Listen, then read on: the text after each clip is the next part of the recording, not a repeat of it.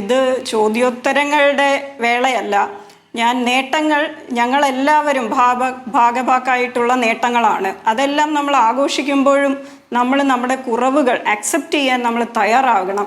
അത് വിശകലനം ചെയ്യാൻ തയ്യാറാവണം. അതിന് എന്ത് നമ്മൾ പരിഹാരം ഉണ്ടാക്കണം എന്ന് നമ്മൾ ആലോചിക്കണം. അവിടെയാണ് ശരിക്കും നമ്മൾ നമ്പർ 1 ആവേണ്ടത്. അതായത് നേട്ടങ്ങളുണ്ട്, കെട്ടിടങ്ങളും മെഷീനുകളും ഒക്കെ വരുന്ന സ്വാഗതാർഹം, ഞങ്ങൾക്കും നല്ലതാണ്. കാരണം കൂടുതൽ ഫെസിലിറ്റീസ് വരണം എന്ന് തന്നെയാണ് ഞങ്ങളുടെ ആഗ്രഹം. പക്ഷേ ഈ വരുന്നതിനനുസരിച്ച് ഡോക്ടർമാരുടെ എണ്ണമോ സപ്പോർട്ടിംഗ് സ്റ്റാഫുകളുടെ എണ്ണമോ ഒന്നും കൂടുന്നില്ല. ഇൻഫ്രാസ്ട്രക്ചറിലും ഉള്ള പ്രശ്നങ്ങൾ അവിടെ ബാക്കിയുണ്ട്. ഇപ്പോൾ തന്നെ കാത്ത് ലാബുകൾ പ്രഖ്യാപിച്ചു. ആലപ്പുഴ, എറണാകുളം, കോഴിക്കോട് ഇവിടെയൊക്കെ എത്ര പോസ്റ്റുകൾ അഡീഷണൽ ആയിട്ട് ഉണ്ടാക്കിയിട്ടുണ്ട്. അത് പോട്ടെ, എത്ര പോസ്റ്റുകൾ ഇപ്പോൾ ഉണ്ട്? എറണാകുളത്ത് ആകെ 4 പോസ്റ്റാണുള്ളത്. ആ പോസ്റ്റിൽ ഒരാൾ ഒരു ദിവസമാണ് എറണാകുളത്തുള്ളത്, ബാക്കി ദിവസം കോട്ടയമാണ്. അതോടൊപ്പം തന്നെ കോഴിക്കോടും 5 അസിസ്റ്റന്റ് പ്രൊഫസറുടെ വേക്കൻസി ഇപ്പോഴുമുണ്ട്, നിലനിൽക്കുന്നുണ്ട്.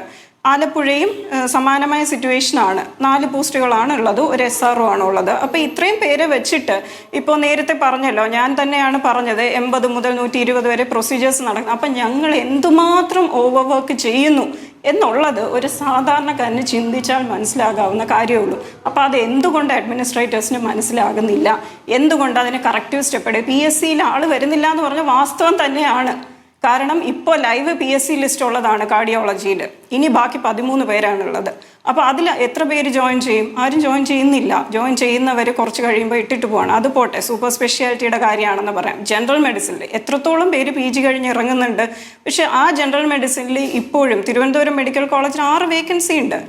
കോഴിക്കോടും സമാനമായ രീതിയിൽ വേക്കൻസീസ് ഉണ്ട്. അപ്പോൾ എന്തുകൊണ്ടാണ് ഇതിലൊക്കെ ആൾ വരാത്തത് എന്നുള്ളതാണ് ഞങ്ങൾ ഓരോ തവണയും അല്ലാതെയും പറഞ്ഞിട്ടുണ്ട്. പിന്നെ ഇപ്പോൾ സമരത്തിന് ഇറങ്ങേണ്ടി വന്നു. എൻട്രി കേഡറിൽ ശമ്പള പരിഷ്കരണം വന്നപ്പോൾ കൊടുത്തുകൊണ്ടിരുന്നത് പോലും കുറഞ്ഞു.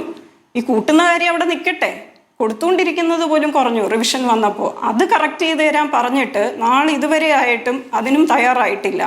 ഈ 5 വർഷത്തോളം വരുന്ന ശമ്പള കുടിശ്ശിക കൊടുത്തിട്ടില്ല. അപ്പൊ ആരായാലും മനസ്സും അടുത്തു പോകും. എല്ലാവർക്കും ജീവിക്കണ്ടേ? ഞങ്ങളുടെ കുട്ടികളെ പഠിക്കാൻ വിടണമെങ്കിലും ഞങ്ങൾക്ക് ഭക്ഷണം വാങ്ങണമെങ്കിലും നമ്മളും കാശ് കൊടുത്താലല്ലേ പറ്റുള്ളൂ. ഒന്നും ചെയ്യില്ല.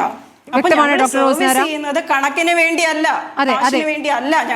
അതെ. ഈ വിമർശനം വരുമ്പോൾ അത് സഹിക്കാൻ പറ്റാതിരിക്കുന്നത് ശരിയല്ലല്ലോ. എപ്പോഴും നേട്ടം മാത്രം വിളിച്ചു പറഞ്ഞ പോലല്ലോ, നേട്ടം മാത്രം ചർച്ച ചെയ്യില്ലല്ലോ. നമ്മളൊരു വിഷയമാണല്ലോ ഇപ്പോൾ എടുത്തിരിക്കുന്നത്.